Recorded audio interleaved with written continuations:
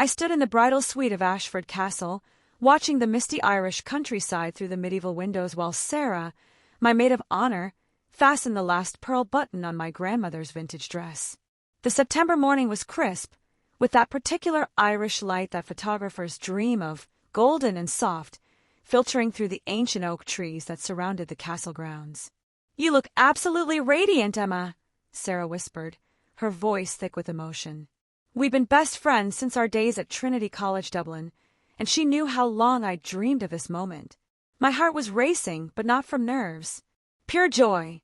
After 3 years with Connor, I was finally becoming Mrs. O'Sullivan.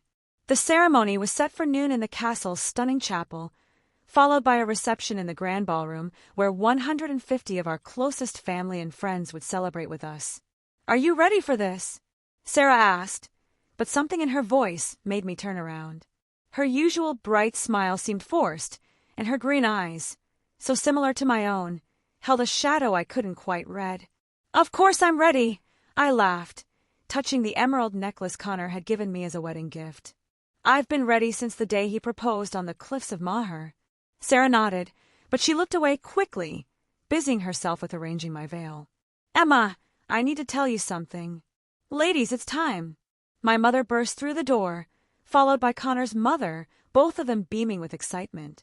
"The photographer wants a few more shots before the ceremony, and Father Murphy is ready when you are." The moment was lost. Sarah stepped back, her expression unreadable, and I was swept into the whirlwind of final preparations. My father appeared in the doorway, tears in his eyes as he saw me in my wedding dress for the first time. "My little girl," he whispered, his Cork accent thick with emotion. "You're more beautiful than your mother on our wedding day, and that's saying something." The chapel was everything I dreamed of. Ancient stone walls, stained glass windows casting rainbow light across the aisle, and white roses and baby's breath adorning every pew. The string quartet played Celtic Woman. As I walked down the aisle, my arm linked with my father's.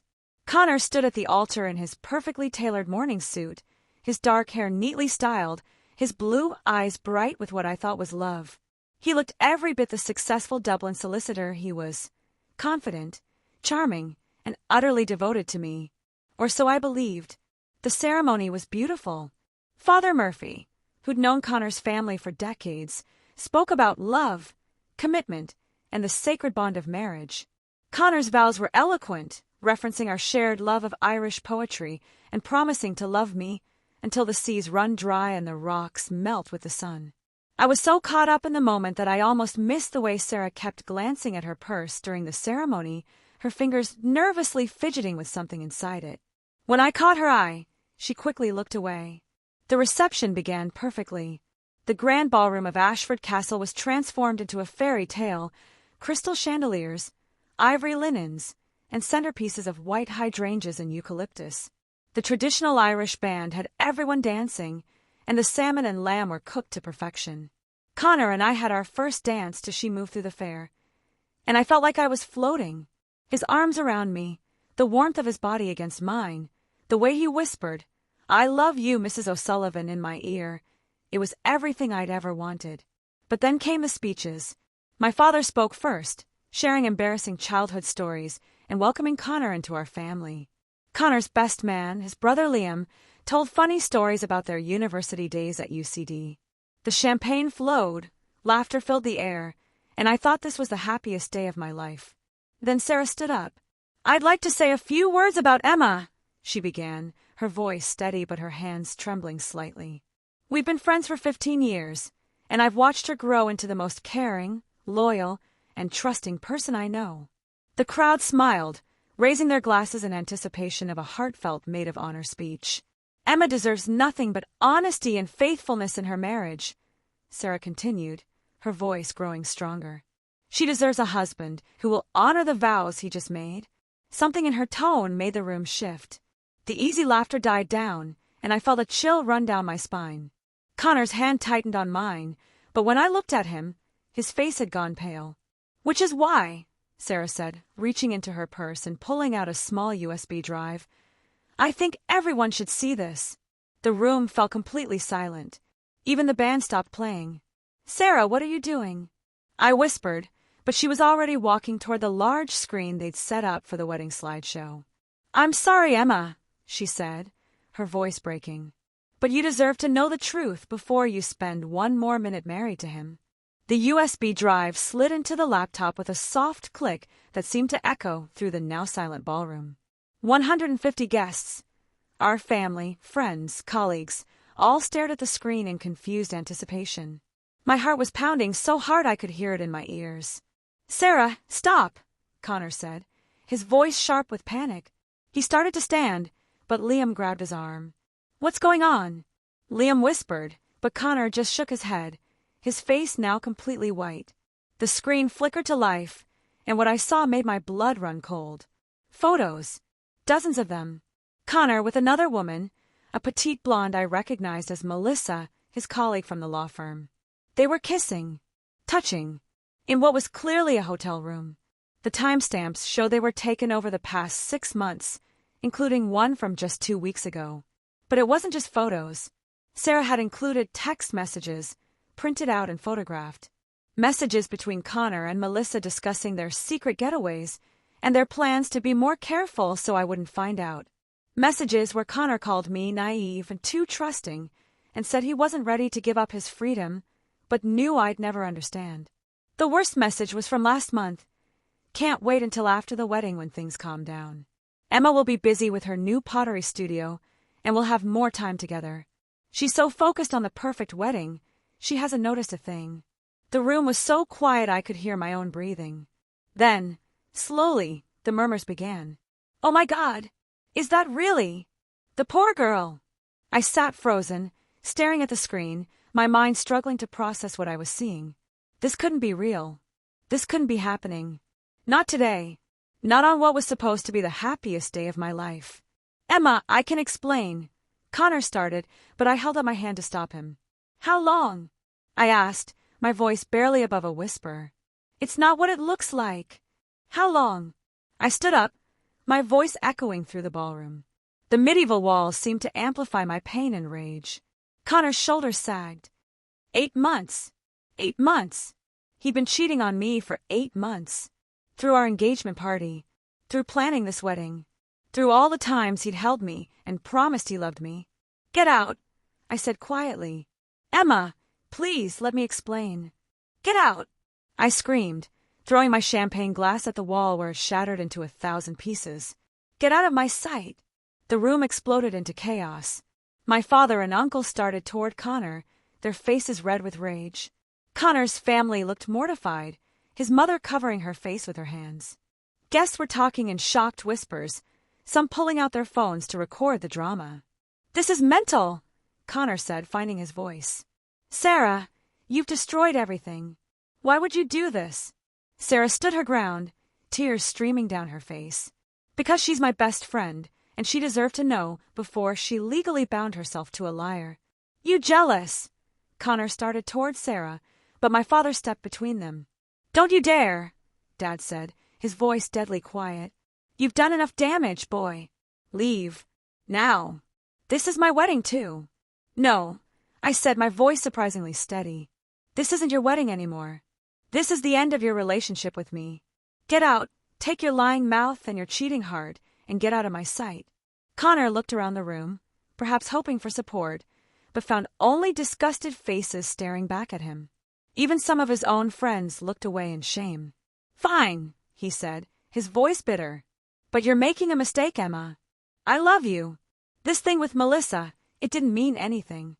If it didn't mean anything, then you just threw away our entire relationship for nothing," I replied. "That makes you not just a cheater, but a fool." Connor straightened his tie, trying to maintain some dignity. "Come on, Liam. Let's go." But Liam shook his head. "No, brother. Not this time. What you did, it's not right. I'm staying to help clean up the mess you made." Connor's face crumpled, and for a moment, I almost felt sorry for him. Almost. Then I remembered the messages, the photos, the 8 months of lies. "Connor," I called out as he reached the door. He turned back, hope flickering in his eyes. "The ring." I pulled off my wedding band and engagement ring, both of them feeling heavy as stones. "I won't be needing these anymore." I threw them across the room. They hit the floor with a metallic ping and rolled under a table. Connor stared at them for a long moment, then walked out of the ballroom, out of the castle, and out of my life. The silence that followed was deafening. 150 people stared at me, waiting to see what I would do next. Would I collapse? Would I run? Would I break down completely? Instead, I picked up a fresh glass of champagne from a passing waiter and raised it high. "Well," I said, my voice carrying across the room, "that was unexpected." A few people laughed nervously. "I want to thank you all for coming to what I thought was going to be my wedding," I continued. Instead, it turned out to be my liberation day. More laughter, warmer this time. "The bar is open, the band is paid for, and we have enough food to feed a small village. So let's celebrate. Not a wedding, but the fact that I found out the truth before I wasted any more of my life on someone who didn't deserve it." My mother rushed to my side, tears in her eyes. "Emma, love, are you all right?"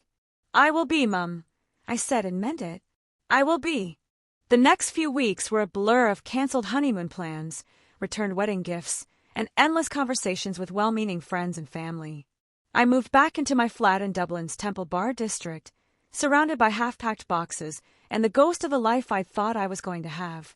Sarah visited every day, bringing tea and digestive biscuits and endless apologies.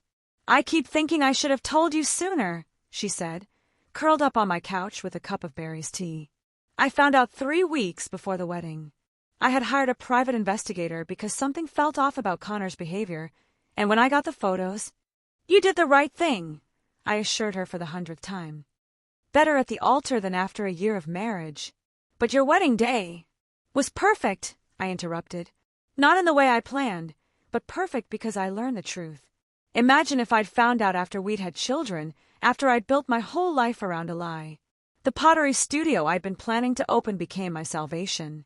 Instead of a honeymoon in Santorini, I threw myself into converting an old warehouse in the Liberties into Clay and Soul, a pottery studio where people could take classes or just come to work with their hands and clear their minds. The physical work was therapeutic. Hauling clay, painting walls, installing kilns. It kept my body busy while my heart slowly healed. My hands, which had once worn Connor's rings, now shaped beautiful, useful things from earth and fire. 3 months after the wedding that wasn't, I was covered in clay dust and struggling to move a heavy kiln when someone knocked on the studio door. "We're not open yet," I called out, not looking up from my work. "I'm not looking for classes," came the reply in a warm Irish accent. "I'm looking for the owner." I looked up to see a man in his early 30s with kind brown eyes and calloused hands. He wore a simple green sweater and jeans, and carried what looked like a handmade wooden box. "That would be me," I said, wiping my hands on my apron. "Emma Murphy," I added, having legally changed my name back. "I'm Declan McCarthy," he said, extending his hand. "I heard about your studio from my sister Mary. She was at your wedding." "I mean your." He paused, his face reddening. "Sorry, that came out wrong." I laughed, and it felt good. "It's okay. The wedding that became a dramatic revelation, you mean?" He grinned. "That's one way to put it. Mary said you were the most graceful person she'd ever seen handle a crisis. She was impressed." "Well, tell Mary the first said thanks." "What can I do for you, Declan?" He held up the wooden box. "I'm a carpenter. I make custom pieces, and I heard you might need some shelving and work surfaces for your studio. I thought maybe we could work out a trade. I'll make what you need, and you could teach me pottery. I've always wanted to learn." I studied his face, looking for any sign of pity or ulterior motives, but found only genuine interest and a hint of shyness. "Show me what you can do," I said. The wooden box opened to reveal the most beautiful jewelry case I'd ever seen. The wood was smooth as silk, the joints perfect, and the interior was lined with soft felt. It was clearly made by someone who understood both craft and beauty. "This is incredible," I breathed, running my fingers over the surface. "You made this?" "I did. It's mahogany, with a walnut inlay. The hardware is handmade, too." "I'll take that deal," I said without hesitation. "When can you start?" That was how Declan McCarthy came into my life. Not with fanfare or dramatic declarations, but with skilled hands and a quiet presence that felt like coming home. He came to the studio 3 times a week, bringing his tools and measuring tape and patient explanations of joinery techniques. In return, I taught him to center clay on the wheel, to feel the earth respond to his touch, to create something beautiful from something humble. "It's harder than it looks," he said one evening, his latest bowl collapsing into a lopsided mess. "Everything worthwhile is," I replied, moving to stand behind him. "Here, let me show you." I placed my hands over his on the clay, guiding his movements. He was warm and solid, and I realized it was the first time I touched another person with anything other than friendly affection since Connor. "Feel how the clay wants to move," I said softly. "Don't force it. Work with it." Under our combined hands, the clay rose into a perfect, simple bowl.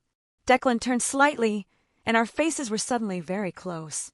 "Emma," he said quietly, "I should tell you something." My heart stopped. Here it comes, I thought. The revelation that he's married, or not interested, or... "I know what happened with Connor," he said. "Everyone in Dublin knows. But I want you to know that I'm not here because I think you're vulnerable, or because I want to be a rebound. I'm here because you're the strongest person I've ever met, and I'd like to get to know you better. If you're interested..." I stared at him, this man who'd spent weeks quietly supporting my dreams, who'd never once mentioned my failed wedding or treated me like a victim. "I'm interested," I said. He smiled, slow and genuine. "Good. Because I was hoping you'd let me take you to dinner. Somewhere without clay dust." "I like clay dust," I said, laughing. "But yes, I'd like that." 6 months later, Clay and Soul was thriving. The studio was filled with students of all ages, from teenagers learning to throw their first pots to elderly couples taking classes together. The space hummed with creativity and laughter, and I felt more fulfilled than I ever had. Declan's carpentry had transformed the warehouse into something magical. Custom shelving displayed our finished pieces, and the work tables he built were both beautiful and functional. But more than that, his presence had transformed me. He was nothing like Connor. Where Connor was all polished charm and grand gestures, Declan was quiet strength and thoughtful actions. He brought me coffee in the mornings, listened to my dreams and fears, and never made me feel like I needed to be anything other than myself. "You're glowing," Sarah said one evening as we closed up the studio together.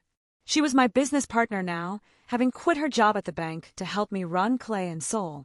"It's just the kiln," I said, but I knew she was right. I felt more alive than I had in years. "It's Declan," she said matter-of-factly. "You two are perfect together." I was about to respond when I heard a familiar voice behind me.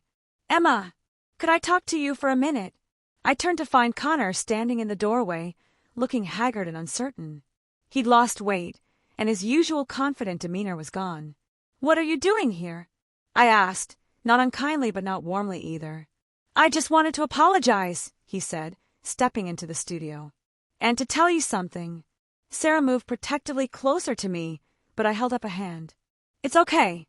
What did you want to tell me?" Connor looked around the studio, taking in the beautiful space, the evidence of my success and happiness. "This place is amazing. You did it. You built your dream." "Thank you," I said carefully. "But I'm sure you didn't come here just to compliment my decorating." He laughed, but it sounded hollow. "No, I didn't. I came to tell you that Melissa left me 3 months ago. She said she realized she didn't want to be with someone who could lie so easily to someone he claimed to love." I felt a flicker of something, not satisfaction exactly, but a sense of justice being served. "I'm sorry to hear that," I said, and I almost meant it. "No, you're not," Connor said with a bitter smile. "And you shouldn't be. I deserved it. I deserved all of it." "Connor, I lost everything, Emma.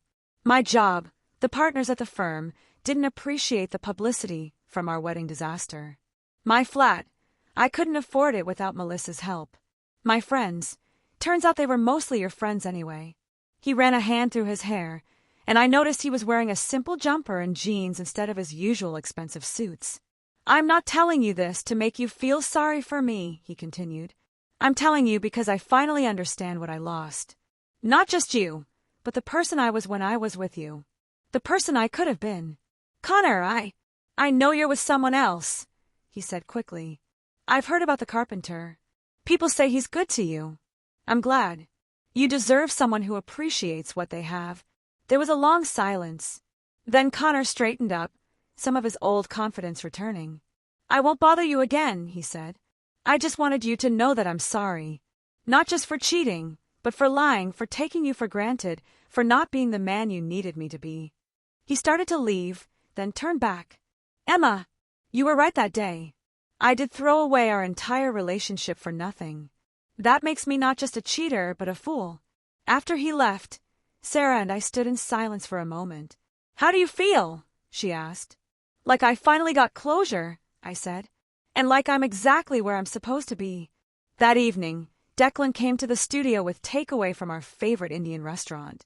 We sat on the floor among the pottery wheels, eating curry and talking about his latest commission, a set of cabinets for a young couple expecting their first baby. "I love watching you work," I said, reaching over to brush a wood shaving from his hair. "You create things that last, things that become part of people's lives." "So do you," he said, gesturing at the pottery around us.